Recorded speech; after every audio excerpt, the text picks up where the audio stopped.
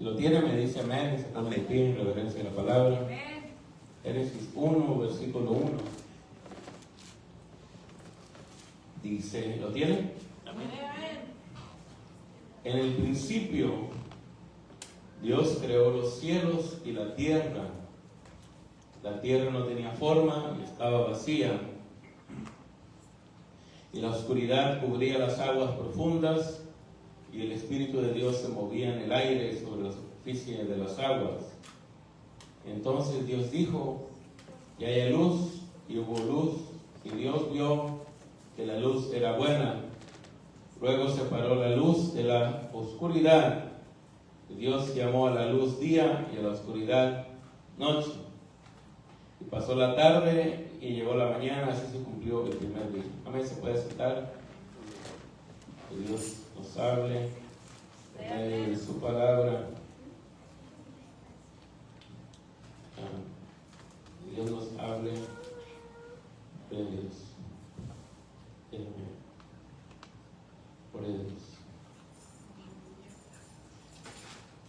Aquí, hermano, este pasaje, todos probablemente hemos leído, y si no lo hemos leído, lo podemos leer en la casa, todo Génesis capítulo 1.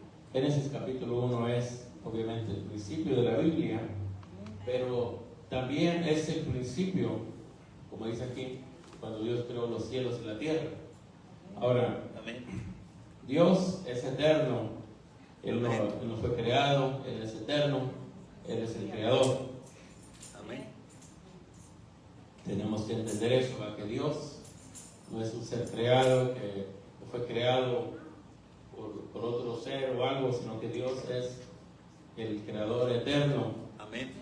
Y Él ha existido desde antes que el tiempo existiera y que todas las cosas. Pero Génesis capítulo 1 nos habla del principio que dice Dios creó los cielos y la tierra, pero este, hermano, es, y después lo vamos a ver en otros días, pero este es solo uno de los principios que habla la Biblia. Amén. Y después vamos a ver otros, pero dice aquí, Dios creó los cielos. Entendamos eso. Primero Dios crea los cielos.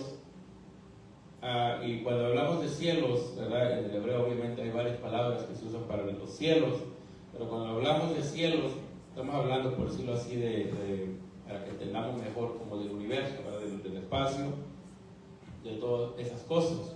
Y después, que no sabemos cuánto tiempo después, ¿verdad?, fue creada la tierra. Amén. Aquí nomás dice en una misma oración, los cielos y la tierra, pero no sabemos cuánto tiempo pasó. Amén. ¿Verdad? Ahora, hay gente, yo sé que usted ya sabe, que no cree que Dios existe, que son ¿verdad? Ateos, que dicen, no, yo no creo en Dios, no creo que la vida empezó por una coincidencia, ¿verdad? Por algo. Es como si usted, ¿verdad?, les dijera a ellos, bueno, entonces pues vamos a agarrar un montón de arena y la vamos a revolver en un bote o algo y la vamos a tirar y va a salir un castillo de arena, ¿verdad? Eso es más o menos lo que ellos dicen. Que la vida, las cosas empezaron ahí sí nomás, ¿verdad? Por coincidencia. Pero Dios para nosotros es el creador, el que creemos que Dios Amén. ha creado el universo. Ahora, ellos dicen que, y ahora ya en estos días, en estos meses, están viendo algunas cosas que dicen ellos que probablemente están equivocados y que hay otra teoría, dicen, porque eso es lo que son teorías. Cuando alguien dice que algo es una teoría, es que es una, por decirlo así, una hipótesis, como, ¿verdad?, como no es algo certero, sino que ellos piensan, eso es lo que es.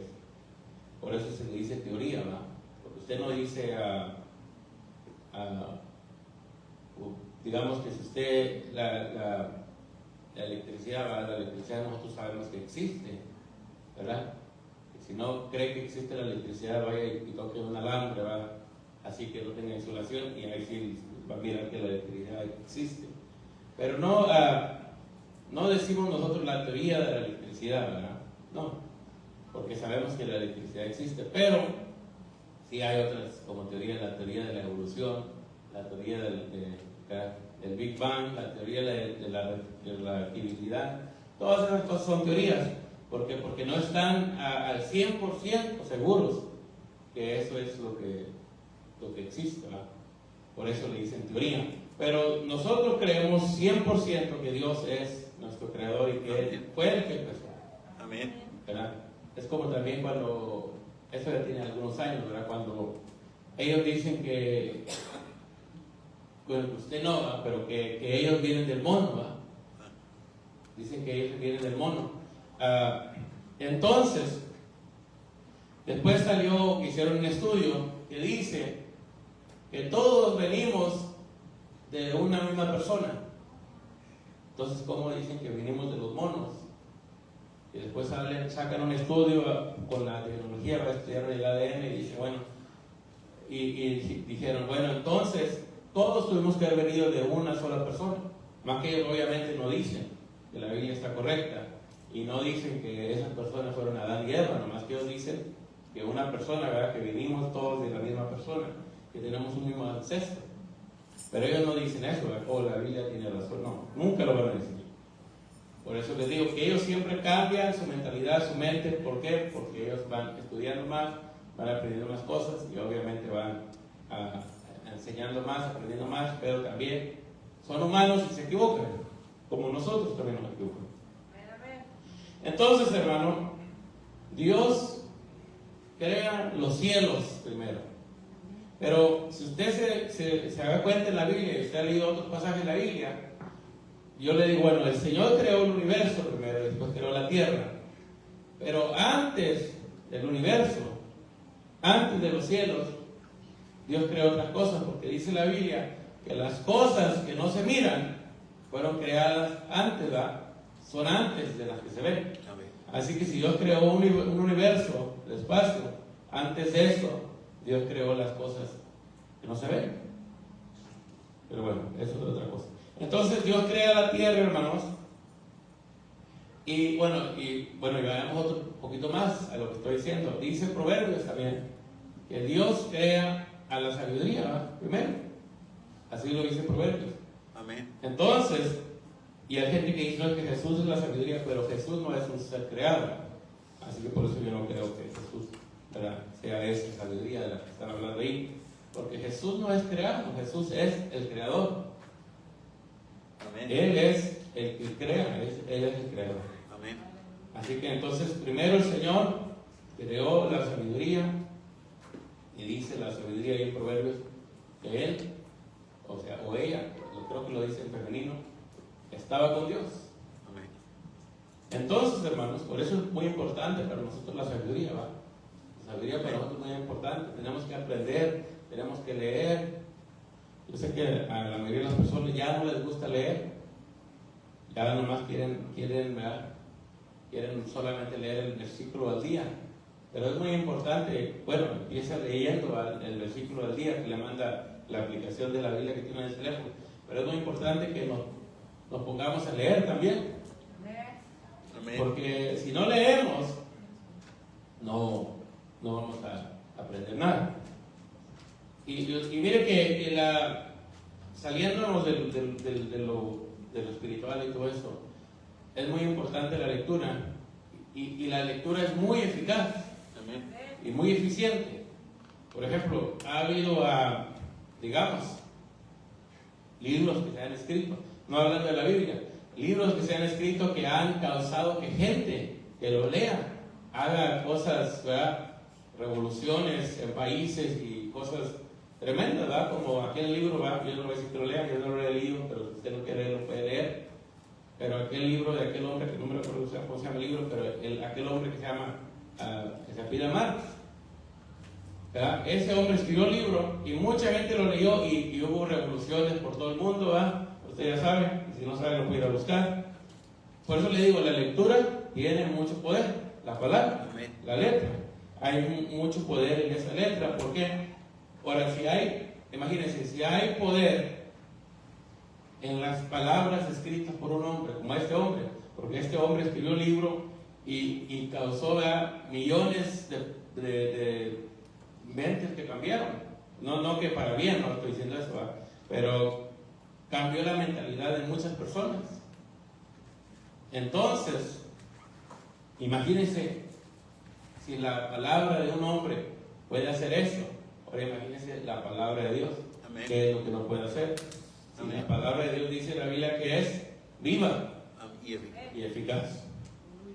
Y dice que penetra hasta partir el alma. ¿Y qué más dice? Y el espíritu. Y el espíritu. ¿Verdad? Entonces ahí donde se junta, ¿verdad?, el alma y el espíritu, la palabra puede llegar hasta allá. Y no hay palabra de hombre, no hay palabra de mujer, ni palabra de nadie más, ni de ningún diablo que pueda llegar tan profundo como la palabra de Dios. Amén. Al ser humano. Amén. Por eso le digo que es muy importante leer. Entonces, hermanos, ¿y quién es la palabra? Ya que le estoy haciendo preguntas. ¿Quién es la palabra? Jesús es la palabra, ¿verdad? Porque dice la Biblia que Él es el Logos, o sea, la palabra, el verbo. Amén. Entonces, hermanos, el Señor crea los cielos, crea la sabiduría, como les digo, crea las cosas que no se ven, y después el Señor crea los cielos. Y después de quién sabe cuánto tiempo, creó la tierra. Amén. Y, ¿verdad? ¿Por qué le digo que no sabemos que hubo un tiempo? ¿Por qué? Porque también en Job dice la Biblia que cuando el Señor creaba la tierra, que dice que las estrellas, ¿qué dice? Que se regocijaban. Amén. Y usted sabe que una estrella, hermano, no tiene una sonrisa, ¿verdad?, una boca. Pónganse a pensar, ¿qué es una estrella? Un sol, ¿verdad? Ahora, yo sé que usted, ¿verdad?, creció viendo las caricaturas y que siempre había un sol y le ponían una sonrisa en los comerciales y en las caricaturas. Y los niños siempre, ¿verdad?, dibujaban un papel y en la orilla le hacían una raya así y le ponían unas rayitas amarillas, pintaban amarillas, le ponían dos ojos y una sonrisa y era el sol que estaba sonriendo, ¿verdad?, que estaba alegre. Amén. Ahora, no le voy a decir que vea el sol, ¿va?, porque si no va a llegar el domingo pidiendo sanidad de ceguera, ¿va? Pero si miráramos al sol, ¿el sol puede sonreír? No, ¿va? El sol no sonríe. ¿Las estrellas pueden sonreír? No, pues no. Las estrellas no pueden sonreír, no pueden gozarse, no pueden regocijarse. Entonces, hermanos, cuando dice ahí que las estrellas se gozaban cuando Dios hacía la tierra, no está hablando de la estrella en sí, no está hablando de un sol, no está hablando ¿verdad?, de un objeto estelar, sino que está hablando de individuos, pues no voy a decir personas, ¿verdad?, pero de individuos, ¿verdad?, porque personas somos nosotros, pero de personajes, de individuos que estaban en esas áreas, por decirlo así. Entonces, por eso le digo, ¿verdad?, que no sabemos el tiempo que pasó entre la creación de los cielos y la tierra. Ok, entonces, hermano, el versículo 2 dice que la tierra no tenía forma y estaba vacía y la oscuridad cubría las aguas profundas. Déjenme se lo leo en esta otra versión. Ahora, hay unas cosas que no voy a tocar por causa del tiempo, pero dice aquí, versículo 2, y la tierra estaba sin orden y vacía. Ok, podríamos hablar de lo que dice en el hebreo, pero no lo vamos a hacer. Pero dice que estaba sin orden y estaba vacía. ¿Y por qué? Porque algo tuvo que haber pasado, ¿verdad?, para que se quedara desordenada, porque usted sabe que Dios no hace las cosas desordenadas. Amén. Dios hace las cosas bien, porque dice aún que cuando Él hacía algo, ¿qué dice que decía al final? Esto es bueno, Amén. ¿verdad? Así dice el pasaje, ¿va? Que cuando Dios hacía algo, lo miraba y decía, bueno, esto está bueno, esto es lo que hice. te daba una palmadita en la espalda y decía, es buen trabajo, hice un buen trabajo, esto está bueno. Pero aquí dice, hermano, que después de que Dios crea la tierra estaba desordenada, la tierra estaba vacía. Pero no es porque Dios la dejó así, sino porque es algo pasó, ¿va? Pero bueno, vamos a seguir adelante. Dice, y las tinieblas, oiga, cubrían la superficie del abismo. Ahora, sabemos y entendemos, hermanos, que hay diferentes abismos, que no vamos a hablar hoy, pero dice que las tinieblas cubrían la superficie del abismo. La superficie es lo de arriba, ¿verdad? Y el Espíritu de Dios se movía sobre la superficie, no del abismo, sino de las aguas. Ok, entendamos, hermanos, que la cosa era un caos, por decirlo así. ¿Verdad? Había pasado algo terrible, las cosas estaban vacías, estaban desordenadas, y entonces había tinieblas, ¿verdad? No estaba la luz de Dios, sino que había tinieblas, y dice, cubrían la superficie del abismo. Pero después dice que entonces el Espíritu de Dios se empieza a mover. Y usted sabe, hermano, que cuando el Espíritu de Dios se empieza a mover, es porque Dios va a hacer algo. Cuando el Espíritu de Dios bajó, descendió sobre nuestro Señor Jesús, fue cuando el Señor empezó su ministerio, y empezó a hacer cosas. Amén. Cuando el Espíritu de Dios bajaba, descendía sobre los sacerdotes, sobre los profetas, sobre los reyes, es cuando Dios iba a empezar a hacer algo, a usar a esa persona. Amén. Entonces dice, el Espíritu de Dios se movía sobre la superficie de las aguas. Era porque el Señor iba a empezar a hacer algo. Entonces, hermano, el Espíritu de Dios estaba, como por decirlo así, como viendo, como analizando la situación, qué es lo que hay, qué es lo que se necesita hacer. Algo así, podemos pensarlo así. Versículo 3 dice, Dios dijo que sea la luz y hubo luz. ¿Por qué? ¿Por qué dijo Dios que hubiera luz? Porque no había luz. Porque dice ahí que estaba cubierto de tinieblas la superficie del abismo. Entonces, mire, Dios dice que vio que la luz era buena. Y hubo luz. Y estoy pasando rápido porque quiero llegar a un punto y no vamos a hablar de todas las cosas. Y dice, y que Dios separó la luz de las tinieblas. Entonces, hermano, lo primero que Dios hace cuando una persona llega al Señor, cuando una persona quiere buscar de Dios, lo que primero el Señor hace es que el Espíritu de Dios empieza a moverse para mirar a la persona, ¿verdad? Y lo que hace el Señor es que quita, que divide, que quita las tinieblas de la luz. ¿Por qué? Porque nosotros, hermanos, llegamos al Señor y estamos en tinieblas. Estamos en pecado. Estamos mal, estamos haciendo las cosas indebidas, estamos en tinieblas. Y no podemos estar de otra forma. ¿Por qué? Porque así estamos y porque así venimos. Entonces lo primero que Dios hace en el primer día es separar la luz de las tinieblas. Lo primero que Dios quiere hacer en tu vida es separar la luz de las tinieblas. Va a decir, hermano, yo ya soy un ser de luz, ¿verdad? Como salió por allá diciendo, ya no tengo tinieblas, ya soy un ser de luz, ya. Bueno, qué bueno, le vamos a aplaudir y lo vamos a matar por el Señor. Porque ya está listo, ya está santo. Pero, hermanos, todos tenemos tinieblas todavía, poquitas, por arriba. Tenemos áreas que nos faltan trabajar, tenemos áreas que necesitamos que el Señor se pase por ahí, vigilando nuestra vida, y todos tenemos algo de tinieblas. ¿Por qué? Porque somos personas que vamos aprendiendo, que vamos cambiando poco a poco.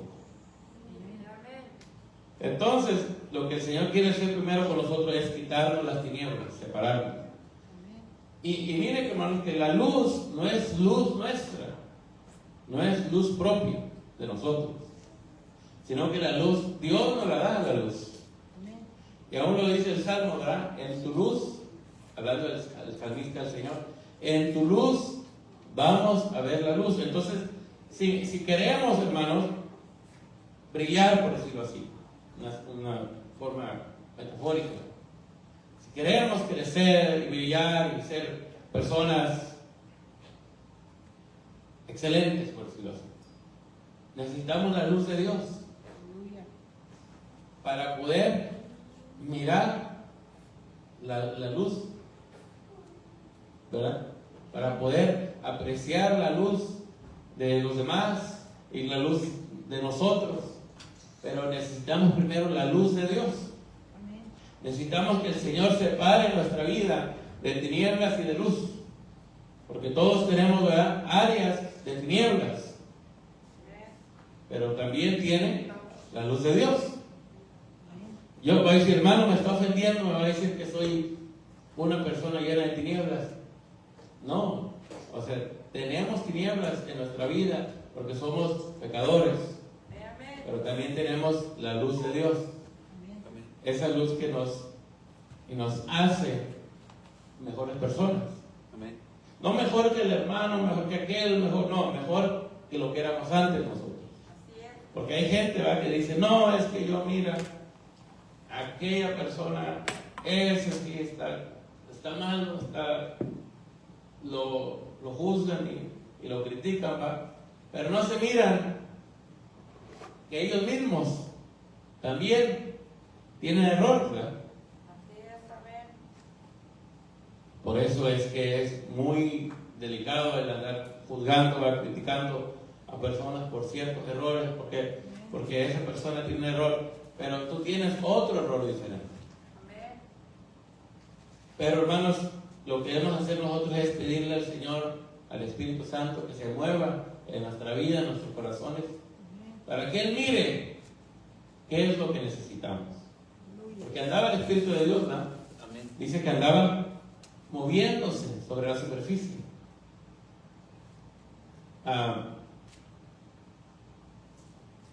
Dice superficie del abismo. Se movía sobre la superficie de las aguas. Entonces andaba el Espíritu Santo, ¿verdad? No sé si caminaba, no sé si flotaba o volaba, no sé, pero sobre la superficie de las aguas. Entonces dice que el Señor divide la luz de las tinieblas. Eso es, hermano, nuestro espíritu. Lo primero que Dios cambia, nuestro espíritu. Quita las tinieblas que tenemos en nuestro espíritu. Y después dice el 5, y llamó Dios a la luz día, y a las tinieblas llamó noche, y fue la tarde, y fue la mañana de un día. Dice el versículo 6, entonces dijo Dios, hay expansión en medio de las aguas, y separa las aguas de las aguas. Ok, cuando Dios llega con nosotros, nos quita las tinieblas, o nos va quitando las tinieblas, ¿verdad?, porque es un proceso, y nos da de su luz. Se separa la luz de las tinieblas y nos va dando de su luz. Ese es el cambio, el del espíritu. Pero después viene cuando el Señor dice, ok, bueno, ya te quité las tinieblas, pero todavía tu vida es un desorden. Tu vida es un caos.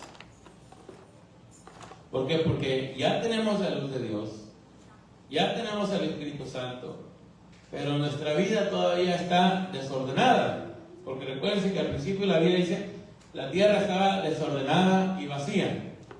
Entonces, aquí el Señor todavía no ha ordenado nada, solamente ha separado la luz de las tinieblas. Entonces, el Señor nos quita las tinieblas, pero nuestra vida sigue estando en un desorden, vacía todavía. Y por eso, hermanos, que es muy importante no quedarnos en el primer día. Amén. No quedarnos, ¿verdad? Bueno, es que el Señor ya me quitó las tinieblas, ya soy cristiano, soy un hombre o soy una mujer salva, porque el Señor ya me dio de su luz, ya acepté al Señor. Pero tu vida todavía está desordenada. todavía está vacía. ¿Por qué? Porque está, como dice aquí, está llena de aguas. Entonces lo que el Señor tiene que hacer es empezar a ordenar la vida de nosotros. Amén. Y dijo Dios, haya expansión en medio de las aguas y separe las aguas de las aguas. Imagínense eso. El Señor dice que puso en medio, estaba lleno de agua todo. Imagínense que está usted en un acuario, va lleno de agua, o en el mar, o en la playa, pero dentro del agua, imagínense.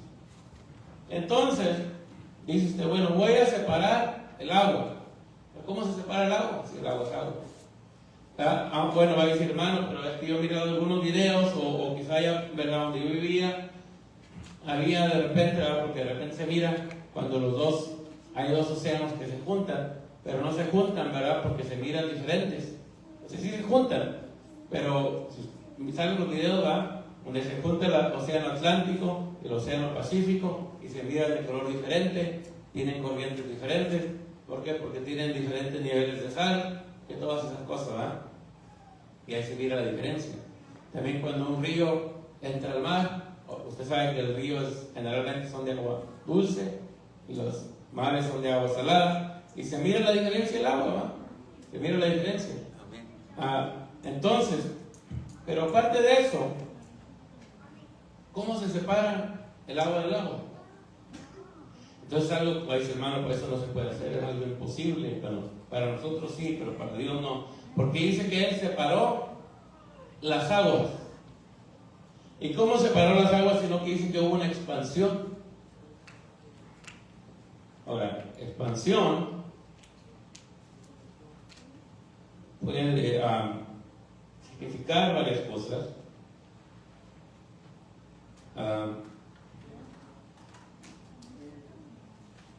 Lo que la palabra expansión en el hebreo, no sé cómo se pronuncia, ¿verdad?, porque no sé hablar ese idioma, pero la palabra que se usa es una palabra que más o menos se dice así, dice como raquillá. Lo que esa palabra generalmente se usa es para hablar de una expansión o el firmamento, que viene siendo como, vamos a decirlo así de esta forma, como la atmósfera. Entonces, hermano, está la tierra llena, cubierta de agua, pero aparte del agua que estaba en la tierra, arriba, en el espacio cercano, no estamos hablando de Júpiter, nada de eso, no, estamos hablando del espacio cercano, estaba lleno de agua también. Y entonces dijo, bueno, vamos a hacer una expansión o un firmamento para que separe el agua que está en la tierra al agua que está en el espacio. Y esa agua después la usó en otra cosa, pero bueno, eso después lo vamos a leer. Entonces, el agua, el Señor separó las aguas. Y entonces, hermano, eso me da a mi entender de la ordenación de nuestra alma. Amén. ¿Verdad? Porque el Señor ya separó las tinieblas de la luz, el Espíritu. Amén. Nos renovó el Espíritu, resucitó nuestro espíritu, porque Amén. estaba muerto. Entonces ahora el Señor quiere ordenar nuestra vida. Amén. Pero todo está en desorden, está vacío todo. Entonces el Señor dice, bueno, vamos a hacer una expansión para que haya un firmamento, un cielo en medio de las aguas. Entonces, eso es, hermanos, cuando el Señor empieza a ordenar nuestra alma. Ya tenemos la luz del Señor, ya tenemos el movimiento del Espíritu en nuestra vida, pero el Señor necesita empezar a ordenar nuestra alma, nuestra vida. Para que usted cuando tenga un problema, no se derrita. Viene un problema y se agüita, se tira al piso, se pone a llorar. ¿Verdad? Que me dijo que estaba bien feo y se pone a llorar. ¿Verdad? Es que, como dice uno por allá, nadie me quiere. Y se debilita por completo, por completo se vuelve en otra persona. ¿Por qué? Porque porque él tiene esa debilidad, ¿verdad? Pero entonces lo que el Señor quiere hacer es ordenar nuestra vida, nuestra alma. Ordenar nuestra alma. Porque el alma, hermano, parece ser, según la Biblia, que es como algo líquido. No le voy a decir que es un líquido que se mira, obviamente, pero es como algo líquido, ¿verdad? Entonces, el Señor quiere ordenar nuestra alma para que seamos personas emocionalmente fuertes, para que seamos personas ordenadas en nuestra alma, para que tengamos emociones correctas, ¿verdad? Para que podamos controlar nuestro temperamento y todas esas cosas que llevan a cuando el alma es ordenada, es cambiada. Entonces, dice que el Señor dividió las aguas y se quedaron unas aguas abajo, que se llegaron a ser los mares, y se quedaron unas aguas arriba, en el espacio cercano, como en la atmósfera, por decirlo así, y después el Señor las usó para el diluvio. Ok, entonces dice el 8, y llamó, ya con esto voy terminando, Dios a la expansión cielos. Aquí dice, ¿verdad? Por eso que a la expansión le dije el firmamento, ¿verdad? La llamó cielos. Y fue la tarde y fue la mañana del segundo día. Entonces el 9 dice, entonces dijo Dios, júntense en un lugar las aguas que están debajo de los cielos y que aparezca lo seco, y fue así. Entonces, hermano, esto es el tercer día. Cuando el Señor ya empieza a trabajar más con lo que está abajo acá en la tierra. Puso la luz, separó las aguas, y entonces ya baja la tierra y dice, bueno, entonces esta tierra está llena de agua, era un mar completo, la tierra.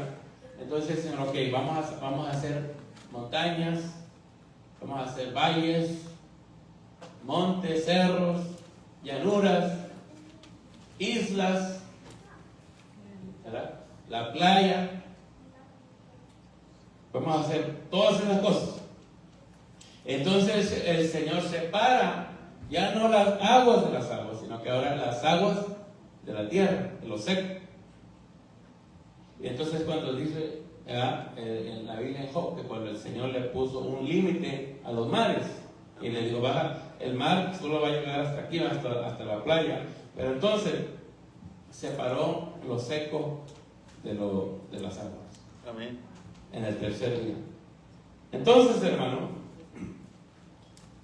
dice el 10, y llamó Dios a lo seco tierra, y al conjunto de las aguas llamó mares, y vio Dios que era bueno.